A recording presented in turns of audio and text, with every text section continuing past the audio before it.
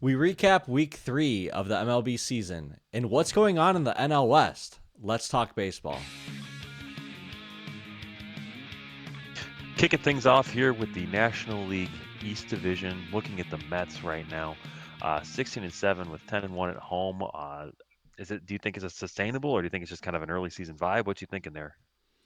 I think it is more of an early season vibe. I feel like they are working sort of like the Brewers right now in a way that they're just kind of finding ways to win.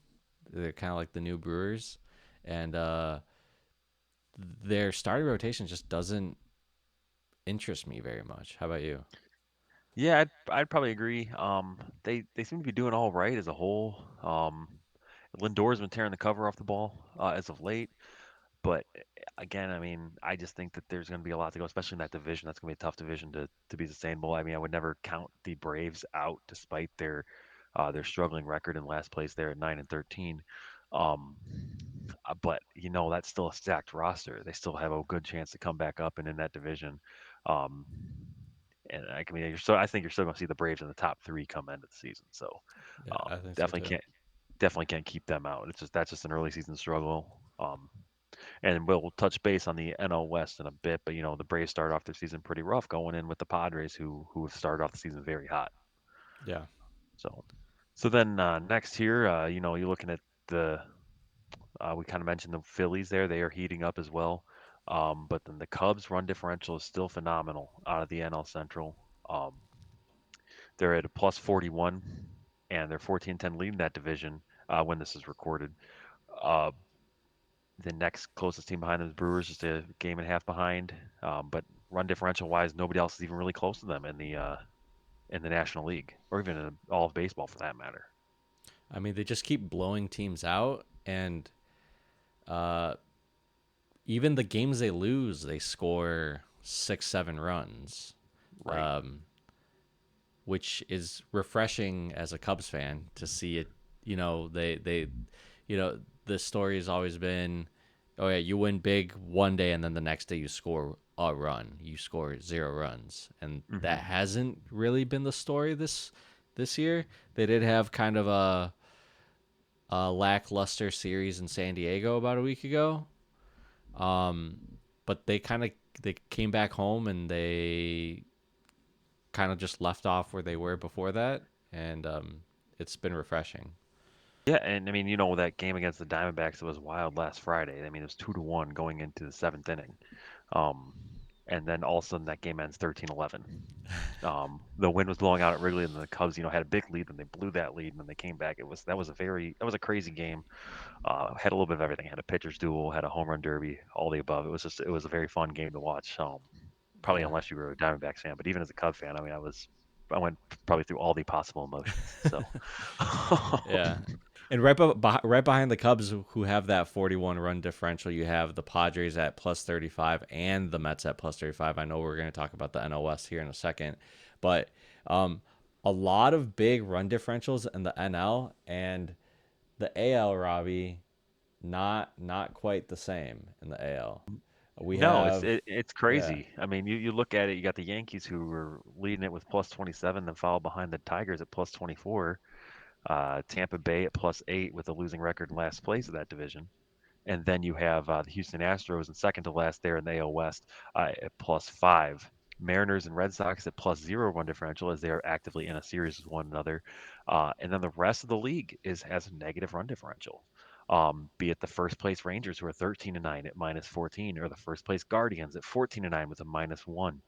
Um, it's just it's it's just interesting. I mean, you could bring in a couple factors like the um, the Texas Rangers, they had those two 1-0 wins against the Reds, which that's also why, you go down and look at the Reds. They have them plus 28 run differential despite being 11-13. Could also be that they had a 24-2 win over the weekend, which is also probably why the Orioles are, minus 27 run differential.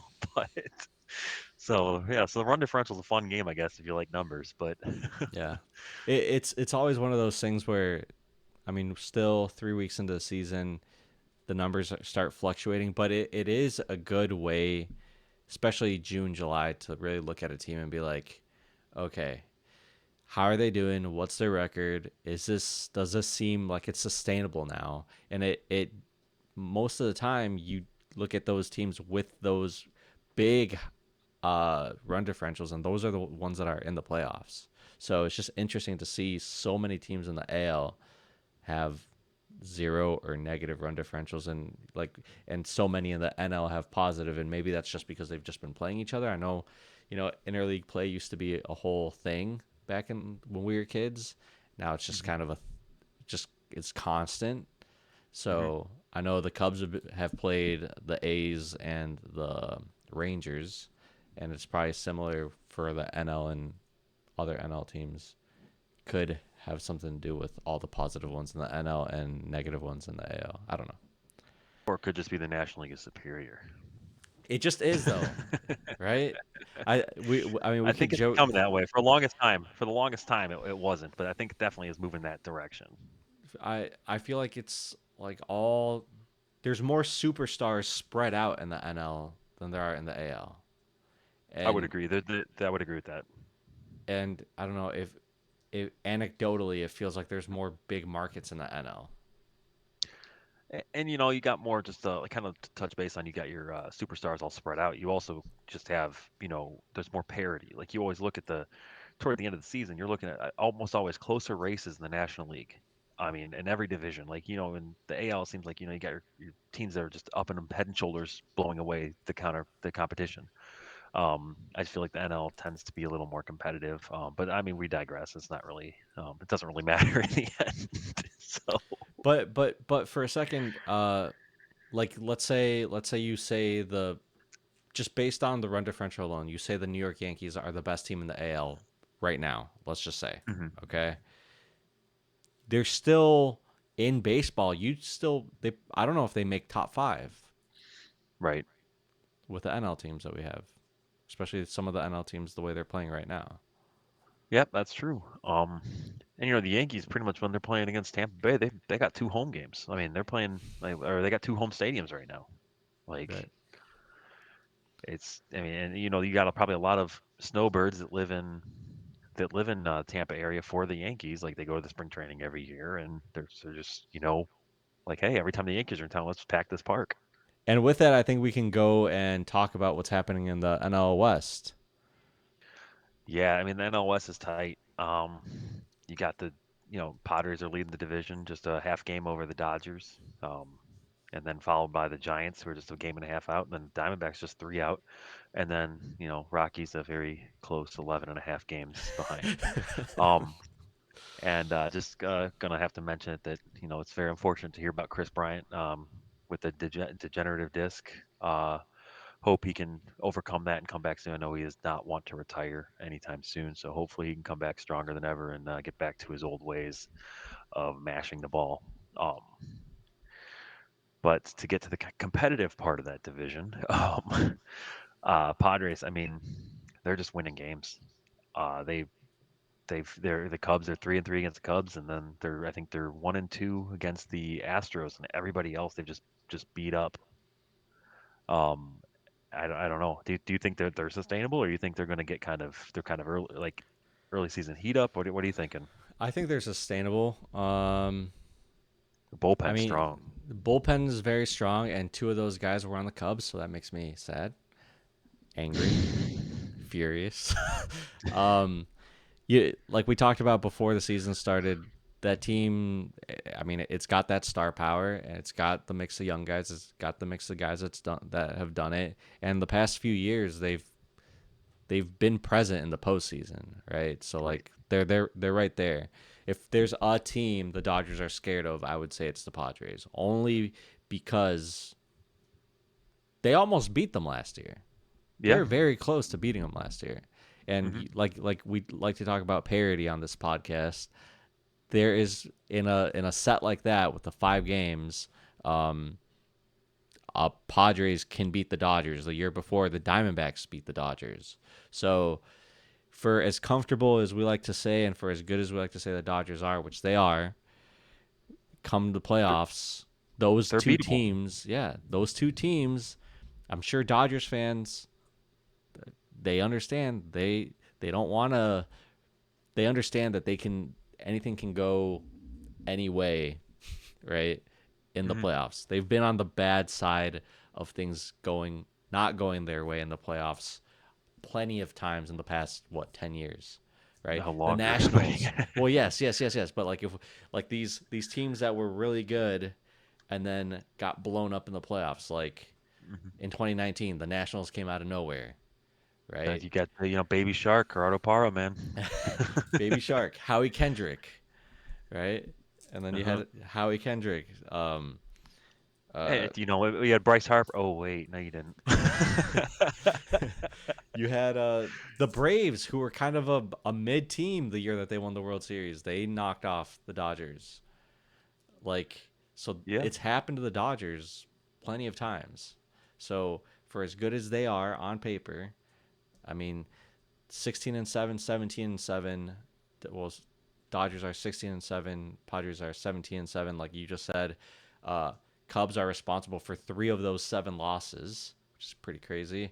The Dodgers, the Cubs are responsible for 2 of those 7 losses as of now. And then the Cubs are responsible for 4 of Arizona's 9 losses. Yeah, exactly. But if you, right now, if you put the Cubs in that division, they're in fourth place. No, right. It's baseball's a weird game, man. Yeah. And I know some people would like some sort of realignment in baseball to where you have it more like, NHL or NBA, where you have the entire conference, or rather, in our case, league. Um, it breaks down to about that as opposed to division winners. But, I kind of like the division winners. It provides a little bit more parity, and it provides a little more of a chance for, like, a team that just didn't have necessarily the best regular season to come in and play spoiler and actually put up a pretty solid run come the postseason. And I mean, that's what wild cards for. So, Right. And so 3 weeks in, looking at these standings, obviously we know that the Rockies aren't going to do anything. But mhm. looking at our predictions, do you feel any differently about who you predicted to make the playoffs from that NL Uh, West? no, I think We it's both had pretty. the Dodgers winning, but then I I don't think it's think still going to be there, but I think it's still going to be those to the top three there, because I think we both have Dodgers, and then was it Padres and Giants? We had them all in the playoffs. I didn't have the Giants in the playoffs. You thought more of the Giants than I did, and Okay. I think I had the Padres and you had the Giants. Okay. I think the Padres are better than the Giants. I think it's kind of shown that. I do think the Giants are still a lot better of a team this year than they were last year, and I think they do have a good chance to be very competitive and be a postseason team. But I don't think they're better than the Padres. At least a couple weeks into the season here. I did not see the Giants. Well, Ooh, I did excuse not. me. Yeah, I did not see the Giants being where they are right now. 15-8. It's pretty impressive. No, it is, and they're playing good ball, and I I wouldn't call myself a Giants fan, but I do have a lot of respect for the Giants. I like their fan base. I think they're very strong. They are very proud. They're beautiful stadium. I've never been there, but just looks like a good one on TV. Definitely always fun when the Giants are in the mix. And with that, that wraps up our Week 3 MLB recap. Please remember to comment, subscribe, and hit the like button. That really helps us out. We'll see you guys next time.